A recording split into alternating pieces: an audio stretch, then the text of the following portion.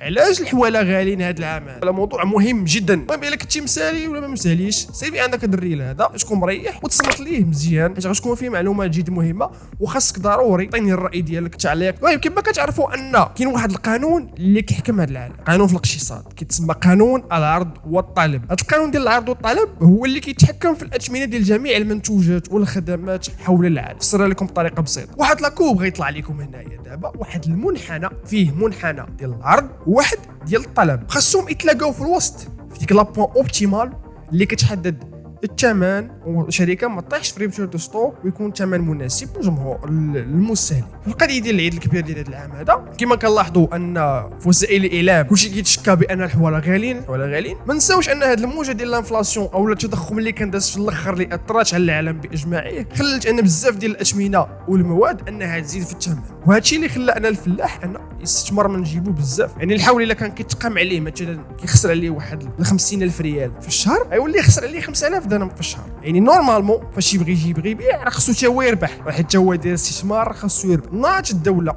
جابت الحواله من برا باش انها تحاول تقاد القانون ديال العرض والطلب وما يكونش واحد الاختلاف في الاثمنه اللي كبير، وتوفر للمواطن حولي باثمنه اللي مناسبه. ولكن الاعلام سبحان الله كيحاولوا يسوقوا لك واحد الفكره، واحد الايديولوجيه كتمشي لك اللاوعي ديالك ديال ان هذا العيد هذا العام غادي يكون غالي، وكتقبل الفكره بطريقه غير مدرك بها. يعني صافي كتدخل ما كثرش ما كتسمع عن الحواله غالي حواله غاليين كتقول صافي انا عندي ما نديرهمش، نشري حولي غالي صافي دخلت لك للدماغ. ولكن لا، مشي تقلب بحث، خصوصا مع الحواله اللي دخلوا ديال السبليون غيدخلوا على الخط، يعني غادي يكثر العرض غادي يطلع. والحواله كما لاحت الوزاره ديال الفلاحه والصيد البحري لي ستاتيستيك ديال ان المجموعه ديال الخرفان اللي كاين هذا العام هذا قادرين باش انه يلبيو الطلب ديال المغرب كامل. السؤال اللي كيبقى واش هذا الشيء اللي كاين دابا ديال غلاء الاسعار حكموا القانون ديال العرض والطلب، ولا الشناقه هما اللي كيزيدوا في الاثمنه، ولا كان عندك شي راي اخر؟ خلينا في التعاليق نستافدوا من بعضياتنا. السلام عليكم، نشوفكم في فيديو جاي. ما تنساوش خليو لي واحد لايك